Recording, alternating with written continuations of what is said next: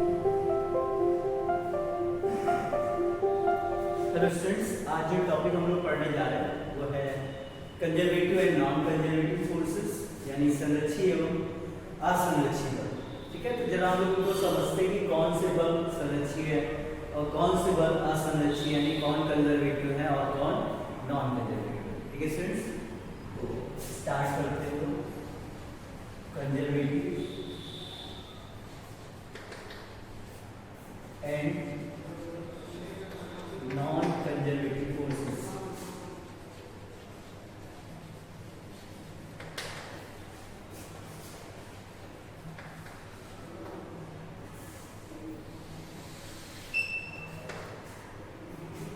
तो देखिए, अगर कोई ऐसा फोर्स है जो वर्क कर रहा है या जिसके अगेंस्ट हम लोग वर्क कर रहे हैं, और जो वर्क है वो इस बात पे डिपेंड नहीं कर रहा कि आप जिस ऑब्जेक्ट को लेकर के आ रहे हो उस ऑब्जेक्ट को मूव करा रहे हो एक पोजीशन से दूसरी पोजीशन पे, तो आपको जो वर्क करना पड़ रहा है, अगर वो चलाए गए पाथ पे डिपेंड नहीं करता है कि किस रास्ते से वो ऑब्जेक्ट पहुंचा है फाइनल पोजीशन पे, इनिशियल पोजीशन से, तो अगर वो पाथ पे डिपेंड नहीं कर रहा है तो ऐसे फोर्सेस को हम लोग बोलते हैं कंजर्वेटिव फोर्स।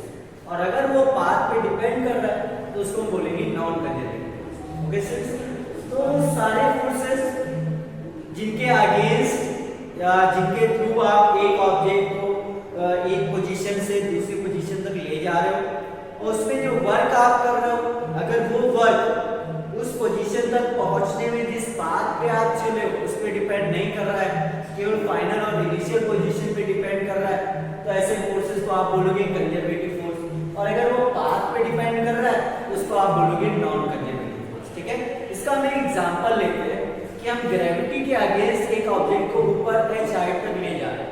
इसके लिए हमने 3 पाथ्स जो है डिसाइड किए। ठीक है, जो 3 पाथ्स डिसाइड किए हम हर केस में वर्क डन निकालेंगे, और अगर वर्क डन सेम रहा तो हम ये बोलेंगे केवल ये जो वर्क डन है ये केवल इनिशियल पोजीशन और फाइनल पोजीशन पे डिपेंड कर रहा है, चले हुए पाथ पे डिपेंड नहीं कर रहा है, उस केस में वो फोर्स हो जाएगा कंजर्वेटिव। ठीक है स्टूडेंट्स, चलिए स्टार्ट करते हैं। तो यहाँ पे मान लीजिए हमें एक ऑब्जेक्ट को जो ग्राउंड पे है उसको h हाइट तक प्लेस करना है। ठीक है, h हाइट पे ले जाके रखना है।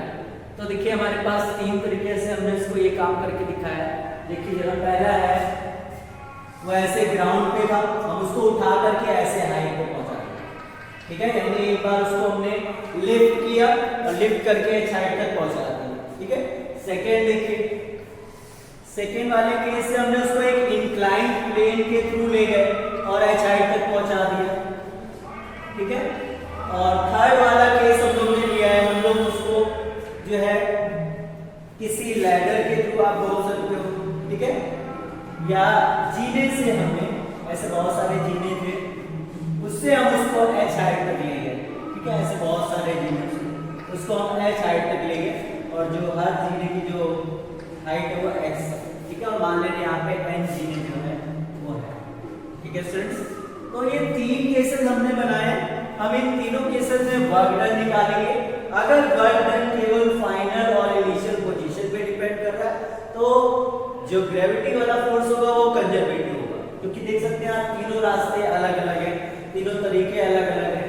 तो हम यहाँ पे निकालेंगे वर्क डन। ठीक है स्टूडेंट्स, अगर वो वर्क डन तीनों केस में अलग अलग आता है, यानी वो पाथ पे डिपेंड करता है, तो ग्रेविटी वाला फोर्स हो जाएगा नॉन कंजर्वेटिव। और अगर वो तीनों केसेस में सेम आता है तो वो वाला फोर्स जो होगा वो हो जाएगा कंजर्वेटिव। तो चलिए हम लोग इसी को चेक करते हैं कि जो ग्रेविटी के अगेंस्ट हम लोग वर्क कर रहे हैं, तो जो ग्रेविटी वाला फोर्स है वो कंजर्वेटिव रहेगी।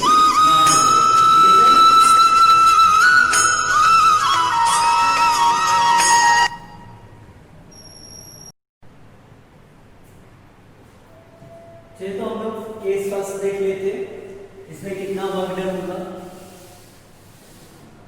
तो इस ऑब्जेक्ट का मास हम लोग m मान ले रहे हैं, इसको लिफ्ट करने के लिए जो आपने फोर्स लगाया होगा वो हो जाएगा mg, और डिस्प्लेसमेंट कितना हुआ है h हुआ है, और फोर्स और डिस्प्लेसमेंट के बीच का अगर हम लोग एंगल पूछे तो वो हो जाएगा 0।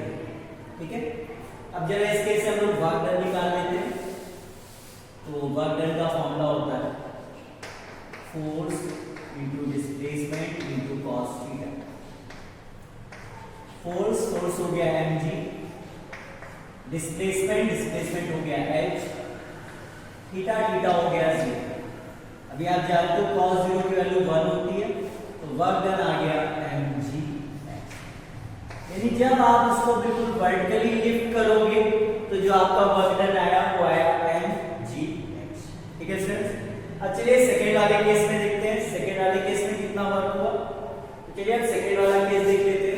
तो केस 1 में हम लोग याद रखेंगे कि केस 1 में जो वर्क डन आया, केस 1 में जो वर्क डन आया है वो आया है mgh। ठीक है, हम लोग केस 2 की बात कर लेते हैं। ठीक है, इस वाले केस की बात कर लेते हैं। तो अगर हम यहाँ पे आपसे पूछे कि ये जो इंक्लाइनेशन अगर हम लोग इसको थीटा मान लें, तो जरा हम देखते हैं कि यहाँ पे कितने फोर्सेस लग रहे हैं। तो इसका वेट नीचे लग रहा होगा mg, उसके हम लोग कंपोनेंट कर लेते हैं।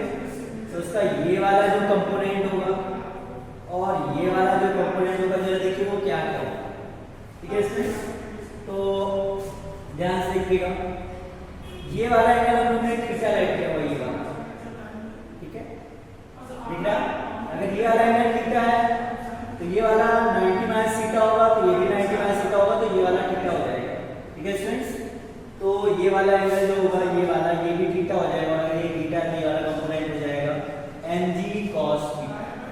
ठीक है स्टूडेंट्स, और ये वाला जो कंपोनेंट होगा हो जाएगा mg sin थीटा। और नॉर्मल रिएक्शन लग रहा होगा, तो ये जो नॉर्मल रिएक्शन होगा तो इसको कैंसिल कर देगा। तो अगर हम आज बोले आपको इसको ऊपर ले जाना है तो आपने mg sin थीटा फोर्स लगाया होगा। तो केस सेकेंड की बात करें तो फोर्स हो गया mg sin थीटा। ठीक है स्टूडेंट्स, अच्छा डिस्प्लेसमेंट कितना हुआ, तो आप देखिए इधर फोर्स लगाया तो इस डायरेक्शन में डिस्प्लेसमेंट ये हो गया, तो इसको हम लोग l मान ले रहे हैं। तो डिस्प्लेसमेंट हो गया l, और एंगल की बात करें तो एंगल यहाँ पे भी जीरो हो जाएगा क्योंकि फोर्स आपने ऐसे लगाया, और डिस्प्लेसमेंट l इस डायरेक्शन में, तो एंगल हो गया 0 डिग्री। ओके स्टूडेंट्स, तो सबसे पहले कंपोनेंट वाली बात आपको समझनी है। ये वाला एंगल थीटा होगा, तो ये वाला कंपोनेंट mg cos थीटा होगा, और ये वाला कंपोनेंट mg sin थीटा होगा, और नॉर्मल रिएक्शन लग रहा होगा। नॉर्मल रिएक्शन से ये वाला कंपोनेंट कैंसिल हो गया, तो जो कंपोनेंट बचा हुआ है mg sin थीटा जो पीछे लग रहा होगा। तो अगर आप चाहते हो कि इसको ऊपर ले जाना, तो इतना फोर्स आपने ऊपर की तरफ लगाया हुआ, उस सोर्स की डायरेक्शन में जो आपने डिस्प्लेसमेंट कराया हुआ है, फोर्स और डिस्प्लेसमेंट के बीच का एंगल जो है वो 0 है। ओके स्टूडेंट्स, और ये कंपोनेंट आपने इंक्लाइंड प्लेन के और भी जो है आर्टिकल पढ़े हुए, उनमें भी हम लोग ने कंपोनेंट करना सीखा था, तो वो आपको इन कंपोनेंट्स में कोई प्रॉब्लम नहीं हुई। चलिए अब आगे सॉल्व करते हैं। तो फोर्स पता चल गया, डिस्प्लेसमेंट पता चल गया, बीच का एंगल पता चल गया, तो अब वर्क निकाल लेते हैं। तो वर्क होगा फोर्स यानी mg sin theta into displacement यानी l into cos theta, theta यानी 0, cos थीटा 0, तो cos 0 की वैल्यू हो जाएगी 1, तो ये तो 1 हो गया, तो आगे mg sin theta into l। अभी काम करते हैं, यहां से जरा आप इस ट्रायंगल को देखो, ये वाला यहां से जरा आज मुझे sin थीटा की वैल्यू क्या होगी, तो sin थीटा की वैल्यू होगी परपेंडिकुलर अपॉन हाइपोटेन्यूज। तो परपेंडिकुलर हो गया h, हाइपोटेन्यूज हो गया h, और इनटू आगे l, cos 0 की वैल्यू l से l। आप देख सकते हो कि अभी भी वर्क डन कितना आया mg। तो अगर आपने उसको वर्टिकली ना ले जाकर के स्लैंट प्लेन के थ्रू ले जा रहे हो, तो भी आप देख सकते हो वर्क डन सेम आ रहा है। ठीक है, यानी यहाँ पे जो वर्क डन आ रहा है बार बार वो केवल किस पे डिपेंड कर रहा है, फाइनल पोजीशन और इनिशियल पोजीशन पे, वो उस रास्ते पे डिपेंड नहीं कर रहा है जिस रास्ते पे आप जो है ऑब्जेक्ट को ले जा रहे हो। ओके स्टूडेंट्स, वो आपको ये दोनों केसेस समझ में आ जाओगे। तो केस सेकंड में भी जो वर्क डन आया है वो देखिए क्या आया mg। तो केस सेकंड में भी वर्क डन नहीं आया, तो केस सेकंड में भी जो वर्क डन है वही आया है mgh। ठीक है स्टूडेंट्स, अब आते हैं केस थर्ड, जीने वाला केस। ठीक है, तो अगर हम आपसे पूछे कि फोर्स कितना, तो एक काम करते हैं, देखिएगा जब आप लिफ्ट करा रहे हो तो एक बार आप ऊपर ले जाते हो, फिर एक बार आप हॉरिजॉन्टल ले जाते हो, यानी पहले आप उसको वर्टिकल ले जाते हो फिर हॉरिजॉन्टल ले जाते हो। और आपको बताया गया था कि जब आप कोई चीज को हॉरिजॉन्टली ऐसे ले जा रहे हो तो आपको वर्क डन 0 होता है। क्यों? क्योंकि फोर्स आप लगा रहे हो ऊपर, फोर्स लग रहा होता है ऊपर और डिस्प्लेसमेंट होता है आगे, तो बीच का एंगल हो जाता है 90।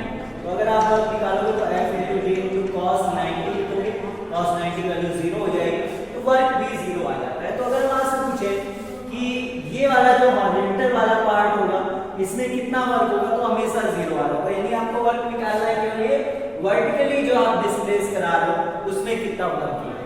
तो हम क्या करते हैं, वर्टिकली आप लिफ्ट कराओगे तो फोर्स को आप mg लगाओगे, तो हम क्या करते हैं एक पार्ट में कितना वर्क किया वो निकालते हैं। तो एक पार्ट में जो डिस्प्लेसमेंट है वो x और थीटा एक पार्ट के लिए 0 है।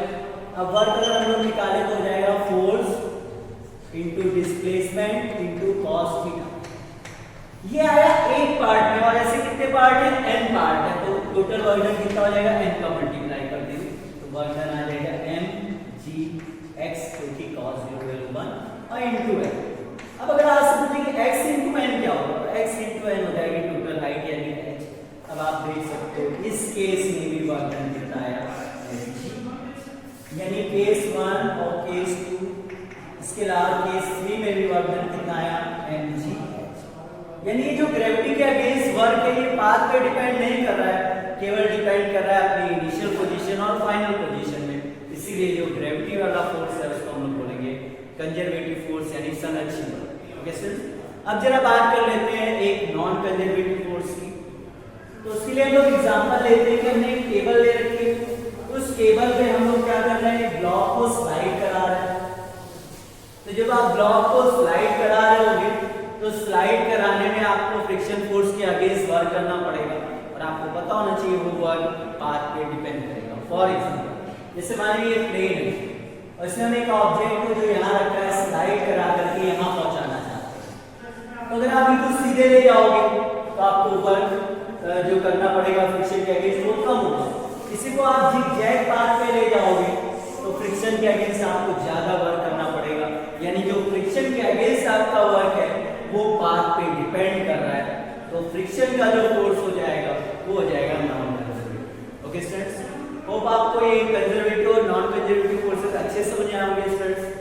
संरक्षी बल असंरक्षी बल आपको क्लियर हो गया होगा। अब नेक्स्ट टॉपिक में हम लोग पावर के बारे में पढ़ेंगे, ठीक है स्टूडेंट्स।